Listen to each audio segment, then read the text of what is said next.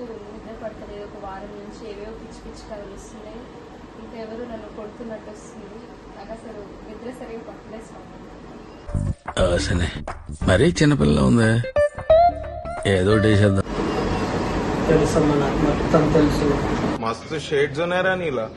అబ్బో కమల్ హాసన్